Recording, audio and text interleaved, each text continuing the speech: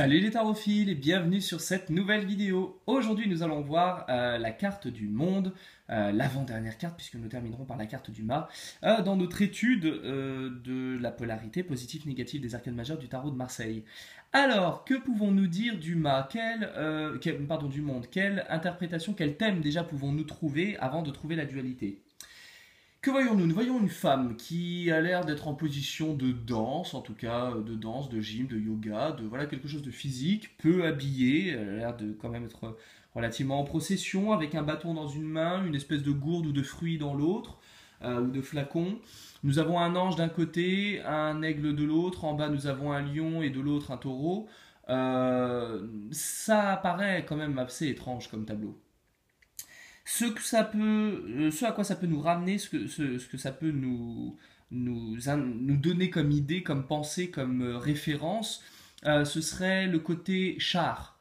Le côté spectacle, le côté défilé, le côté parade, parc d'attractions ou représentation, théâtre. Positivement, ça serait quoi? Positivement, ça serait euh, offrir du rêve, vivre quelque chose que la vie en règle générale ne nous permettrait pas de vivre. Lorsque vous êtes à Disney, que vous travaillez à Disney en tant que princesse, a priori, vous faites princesse à Disney parce que vous n'avez pas la possibilité d'être une princesse en vrai. Lorsque vous jouez sur scène un vampire, comme moi j'ai fait, a priori vous faites un vampire sur scène parce qu'en vrai, vous ne le faites pas. Donc ça permet d'être le théâtre de fantasmes, d'illusions, de choses nouvelles et inédites que la vie ne nous permettrait pas de vivre en temps normal. Du coup, positivement, on va véritablement vivre une dimension extraordinaire qui nous offre des étoiles dans les yeux. Négativement, par contre, nous alimentons un rêve, nous alimentons une illusion, tout ça c'est du faux, tout ça c'est du carton-pâte, et on sait qu'une fois qu'on l'a quitté, on va retourner à la platitude de notre vie, et on sera encore plus déprimé de ne pas être ce que nous jouons que de ne jamais avoir pu le jouer. Donc quelque part, il y a, et d'ailleurs on le voit dans le regard de ce personnage, de la femme du monde, qui est loin d'être entièrement épanouie dans ce qu'elle vit.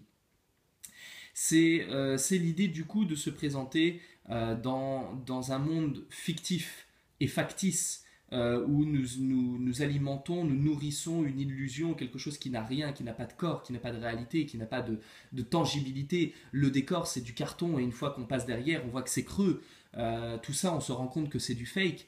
Mais pourtant les autres qui vont regarder, on sait qu'on va les faire rêver. Et du coup dans ce côté positif c'est ah il est bon de donner du rêve aux autres. Et dans le négatif, c'est oui, mais c'est pas à moi que j'en donne du rêve. Moi, je n'ai pas de rêve, je n'ai que des illusions. Dans mon négatif, j'aimerais que quelqu'un arrive à me faire rêver parce que quand on rêve, on y croit. Quand on rêve, tout va bien. Quand on rêve, c'est bon. Par contre, quand c'est nous qui faisons rêver, on voit l'envers du décor. Et là, d'un coup, c'est vachement moins fun. Ou ça peut être fun, mais là, en l'occurrence, dans l'aspect négatif de la carte, ça n'est pas vécu comme étant fun. Donc voilà pour la carte du monde. Du coup, je vous donne rendez-vous pour la dernière carte, la carte du mât. On se retrouve pour la prochaine vidéo, la dernière et la fin de notre étude.